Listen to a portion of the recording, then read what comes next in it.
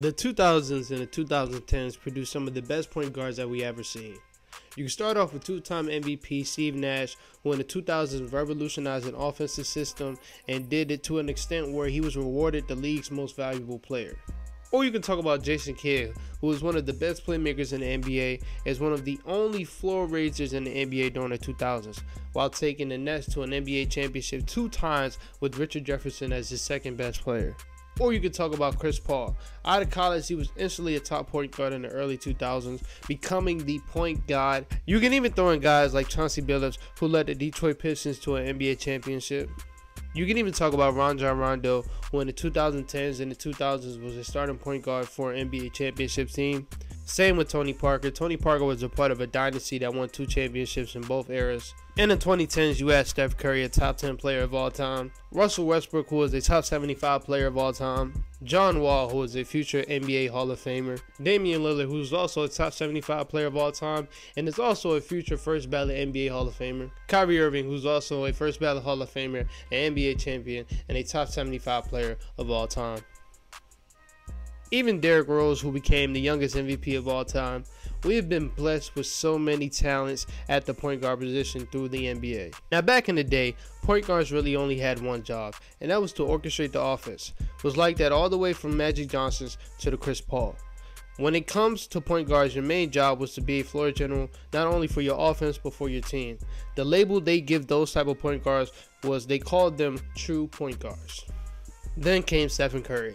Now Steph has the capabilities to be a true point guard, and he's showing us this year. He's always had the skills to be a top playmaker in the league. But Steph Curry is not only the best scoring point guard of all time, but to some people he might even be the best scorer of all time. So what Steph did to separate himself from others was he became a score first point guard. Now he wasn't the first score first point guard that we've ever seen, but he was by far the best. Because what Steph Curry was able to do, he was able to revolutionize the game of basketball. Steph changed basketball by shooting a lot of threes, and that turned the NBA into a 3-point shooting league. And while doing that, Steph Curry was also an elite scorer from everywhere on the court. Now when older guys talk about Steph Curry, they tend to give him this interesting label. They usually call him a hybrid point guard. Now, they call him a hybrid point guard because, yes, he plays a point guard position, but he's a score-first point guard, and he's something that they have never seen before in their lives. As of right now, we are entering a new level of point guards where there are a lot more hybrid point guards. Starting off with Luka and Trae Young. For the past 3 years, Trae Young and Luka Doncic have been the offense. Now, that sentence might sound weird, but it's true. Trae Young for the last 3 years had led the Hawks to a top 5 offense in the NBA. Last year, he accomplished something that hasn't been accomplished in over 50 years. He led the NBA in not only points scored, but also assists. Basically has never been done before.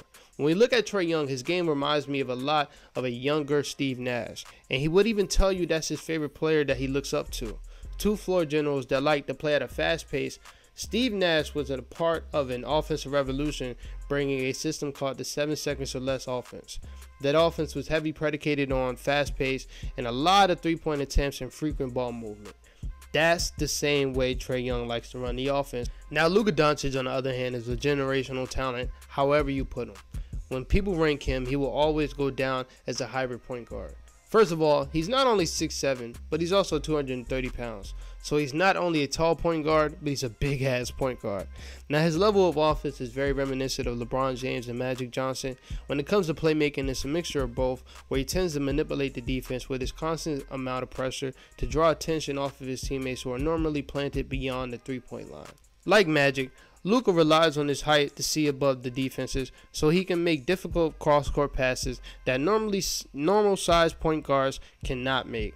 And when it comes to Luka scoring, he uses his size like LeBron to manipulate matchups because usually a guard is too small for him and a forward or a center is just way too slow for him.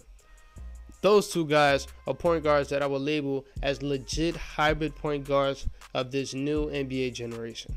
Now we do have some true point guards in this generation that I want to highlight. Starting off with Tyrese Haliburton. Now Tyrese's game is something that a lot of old heads will probably love because it's what they're accustomed to. Tyrese Haliburton is labeled as a true point guard, where he relies on his playmaking first, as we can see this year where he's averaging the most assists in the NBA on a top 10 offense. Now when you hear of Tyrese Haliburton, a lot of people like to compare him to Chris Paul because like Chris Paul, he is a floor general. Floor generals are normally pass-first players that focus on manipulating the defense for 48 minutes to make sure that their teammates are put in situations where they can succeed. Floor generals or true point guards tend to make little to less mistakes, like Tyrese Halliburton, who's averaging 11 assists while also only averaging 2.6 turnovers. Tyrese is one of the best playmakers in the league, and this year he's taken a step to not only be a better scorer, but just a better all-around player, and that's why he's considered a true point guard. Tyrese Halliburton has one of the highest IQs in the NBA, and he uses his IQ to just manipulate any defense that they put in front of him. Like, look what he said about the game winner against the Los Angeles Lakers a couple days ago. I didn't know how much time was left, but I kind of glanced up soft. Because at first I was just going to rise up and shoot it. 5 seconds. I took one more dribble, and I was like, I had 4 seconds, a lot of time. So I took 2 more dribbles. Buddy was in the corner, Ben was on the block, and AD was kind of splitting the two. And I wanted to throw it to Buddy, but I knew if I threw it to Buddy, that there was going to be a hard contest from AD, tough shot.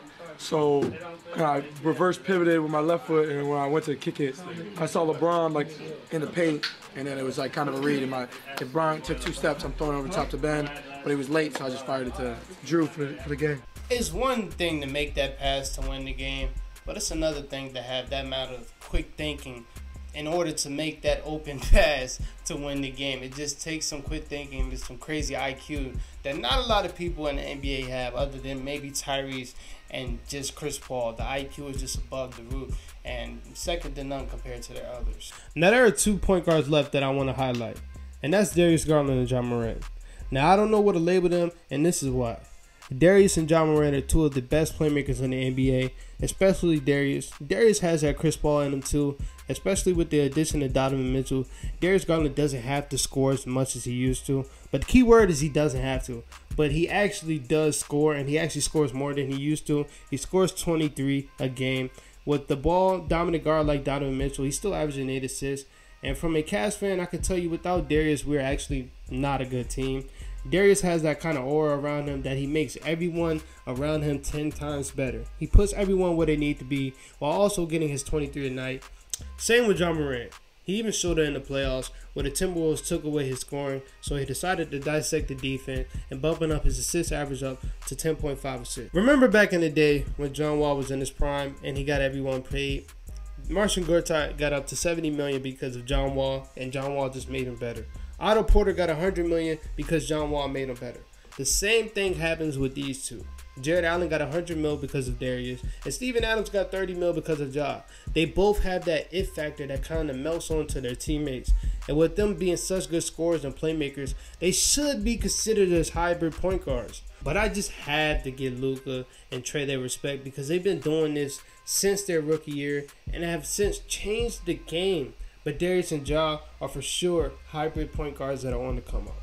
There are a lot of talents at the point guard position that are on the come up, like LaMelo Ball, De'Aaron Fox, DeJounte Murray, Cade Cunningham, and many more. But I just wanted to highlight them 5 because I feel like they would be the top 5 that the next generation talks about when they want to talk about the guys that ran the 2020 era. That's it for this video.